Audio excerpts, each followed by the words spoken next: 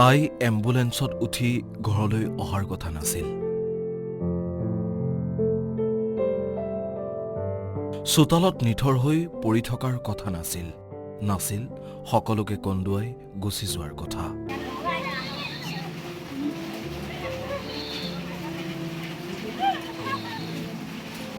সকলোবোৰ অপ্ৰত্যাশিত। পৰীক্ষাত অৱতীৰ্ণ হ'বলৈ যোৱা ছোৱালীজনী যে আধবাটতে গছ ভাগি মৃত্যু হ'ব, সেয়াতো তাইও ভবা নাছিল।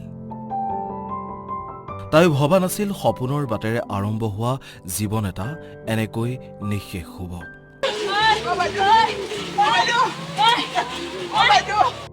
শুকুৰবাৰে মালিগাঁৱৰ কালীপুৰত গছ ভাগি মৃত্যু হৈছিল পৰিস্মিতাৰ।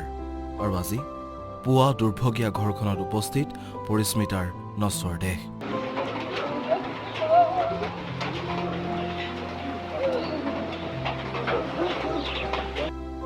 সোণাৰীৰ শান্তিপুৰৰ এই ঘৰখনৰ পৰিৱেশটো এবাৰ চাওক। কাৰোবাৰ চৰম গাফিলতিৰ পৰিণতি ভুগি নিজৰ ছোৱালীজনীক হেৰুওৱা এই পৰিয়ালটোক কোনে বুজাব যে স্মাৰ্ট মহানগৰীত আনস্মাৰ্ট বিভাগ কিমান দায়িত্বহীন।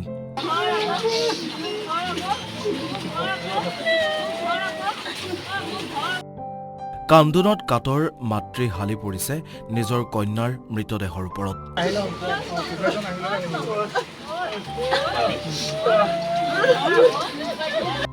গাঁৱৰ ৰাইজখনে ৰাতিটো ৰৈ থকাৰ অন্তত পুৱা এম্বুলেন্সৰে লৈ অহা হয় মৃতদেহ।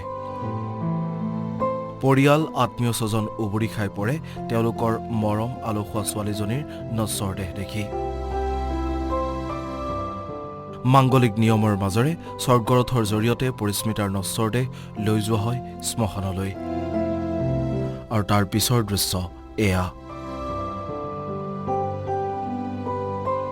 দাও দাওকৈ জ্বলি উঠিল এটা সম্ভাৱনা, এটা পৰিয়ালৰ আশা, এটা পৰিয়ালৰ সপোন, সকলোবোৰ যেন আজি এনেকৈ নিঃশেষ হৈ পৰিল।